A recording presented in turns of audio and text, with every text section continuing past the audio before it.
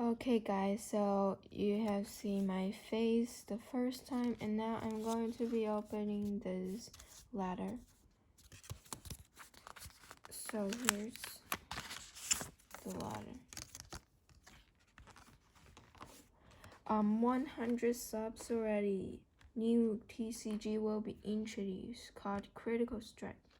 I believe you guys will like it.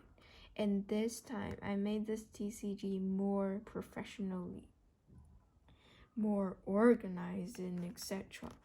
Can't wait to tell you. So now is the time. Now the TCG Critical Strike. I use a double pen, like it's hard to describe, but so you can see there are two pen hats on like one pen.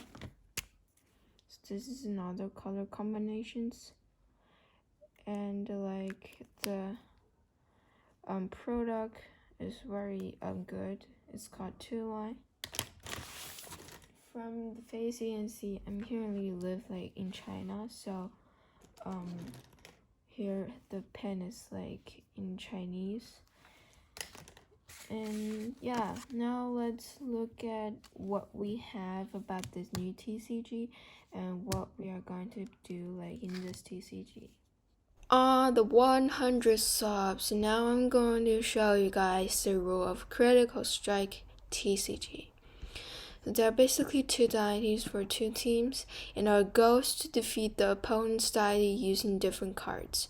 And there are four species of cards: deity, weapon, warrior, and barrier. Barrier is fixation, which means the card will lose efficacy once it's been successfully abolished by you or the opponent. And there are three types of barrier cards: fire, water, and ore.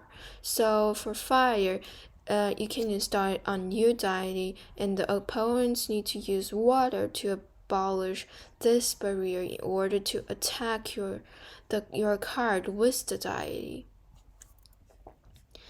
And for water, you can install it on your deity. The opponents need to use fire to abolish this barrier in order to attack your card with these barrier cards. So you can, if you install it on your like a warrior or weapon cards, that card with ore will earn an extra 1000 at 80k plus 500 HP until the opponent successfully removed the ore from you.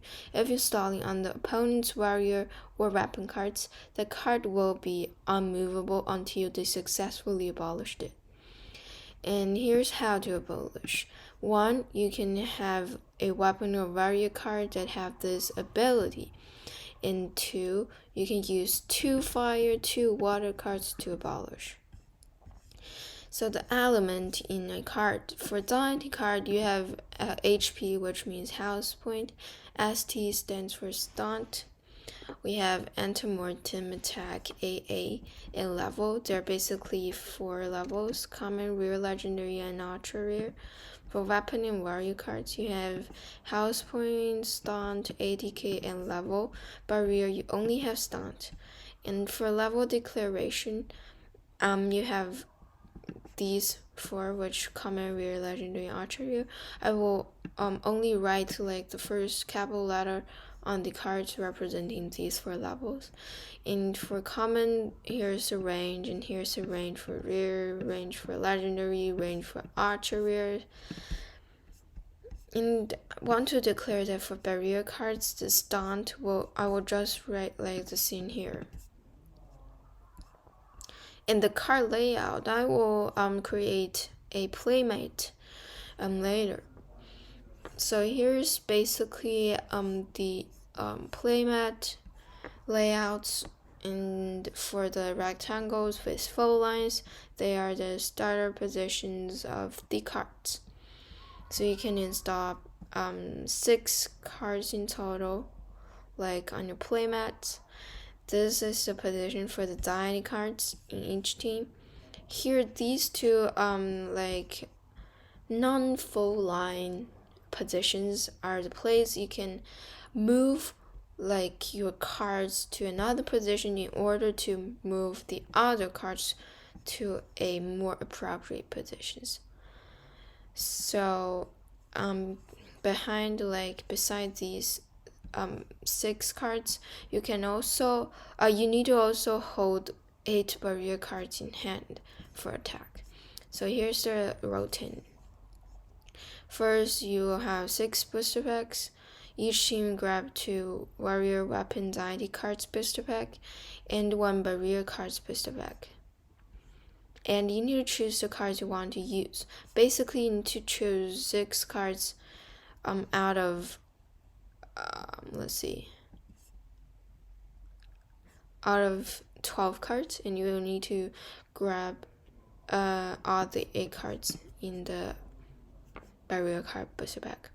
So you can put the 6 chosen cards on the playmat facing downward, like positions with full line, and the ID cards need to be facing up in order to let your opponent to see how to do the strategy and the tactics. So then you will use 1 dice to see which team goes first, and you need to repeat these steps below until one team wins. So first, you move your warrior or weapon cards to the other team's position. Like you can move only one spot, like the transitions with a line like this. So you cannot move this directly to this position because there's no line connecting them directly. So you can fight with the cards on the position you want to move to, and if your ATK is bigger than their HP, that card dies. And you move in. So if smaller, you will go back to where you come from. And the card attack and the card being attacked need to be then facing up. So after this step, you will release a barrier cards. You can choose if you want to release or not, and repeat 1 to 3 steps until step 5 situation comes.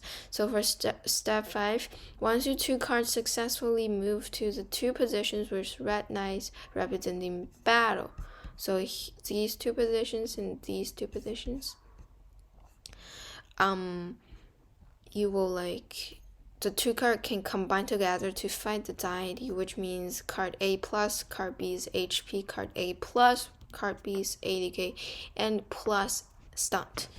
So then the deity can release its final attack or AA before dying, and AA might give the team another chance to win. So once the deity really dies, the game ends and the other team will win the game. So that's my whole design, and I hope you like it because I like it. Sorry for this long video, but because it's 100 subs, I will do this long video, and it isn't finished yet. I will do an episode 2 because this one is too long. I don't have time to have another one. And hope you will click like and subscribe to my channel, and see you next time. Bye.